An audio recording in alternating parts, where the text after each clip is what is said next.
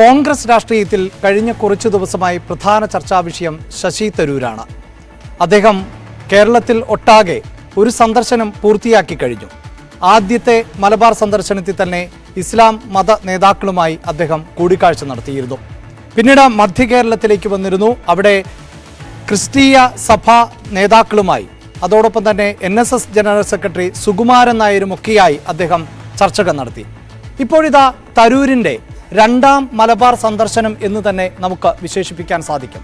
അദ്ദേഹത്തിൻ്റെ സന്ദർശനം തുടർന്നുകൊണ്ടിരിക്കുകയാണ്. അതും മത സാമുദായിക നേതാക്കളുമായുള്ള കൂടിക്കാഴ്ചകളാണ് ഇപ്പോഴും തുടർന്നുകൊണ്ടിരിക്കുന്നത്.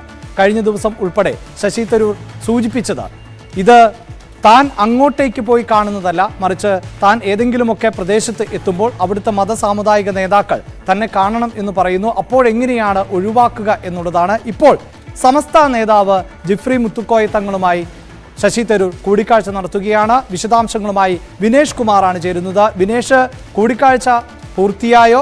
മറ്റേതൊക്കെ നേതാക്കളുമായി തരൂർ കൂടിക്കാഴ്ച നടത്തുന്നുണ്ട്?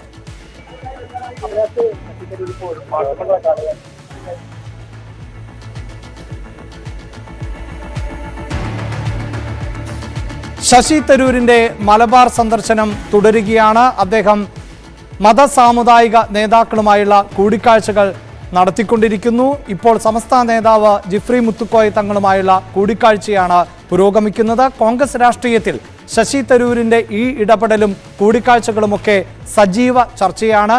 പ്രത്യേകിച്ച് മുഖ്യമന്ത്രി സ്ഥാനവുമായി ബന്ധപ്പെട്ട ചർച്ചകൾ, അടുത്ത ലോക്സഭാ തെരഞ്ഞെടുപ്പ് ആസന്നമായിരിക്കുന്ന പശ്ചാത്തലമുണ്ട്. ചില നേതാക്കൾ സ്ഥാനാർത്ഥിത്വം സ്വന്തമായി തന്നെ പ്രഖ്യാപിച്ച പശ്ചാത്തലമുണ്ട്. ഹൈബി ഈഡൻ ഉൾപ്പെടെയുള്ള നേതാക്കൾ വീണ്ടും സ്ഥാനാർത്ഥിയാകാൻ ആഗ്രഹമുണ്ട് എന്ന് പരസ്യമായി പറഞ്ഞു കഴിഞ്ഞിരിക്കുന്നു. കെ മുരളീധരന് വടകരയിൽ നിന്ന് തന്നെ മത്സരിക്കണമെന്ന ആഗ്രഹമാണ് പ്രകടിപ്പിച്ചത്. ഇങ്ങനെ കോൺഗ്രസ് രാഷ്ട്രീയത്തിൽ നേതാക്കൾ സ്ഥാനാർത്ഥി മോഹം പുറത്തു പറയുന്നതിനിടയിലാണ് ശശി തരൂർ വീണ്ടും കേരള രാഷ്ട്രീയത്തിൽ സജീവമാവുകയും കേരള രാഷ്ട്രീയത്തിൽ തന്നെ തുടരുകയും ചെയ്യുമെന്ന സൂചന നൽകുന്നത്. അതോടൊപ്പം തന്നെയാണ് അദ്ദേഹം മത സാമുദായിക നേതാക്കളുമായുള്ള കൂടിക്കാഴ്ചകൾ തുടരുകയും ചെയ്യുന്നത്.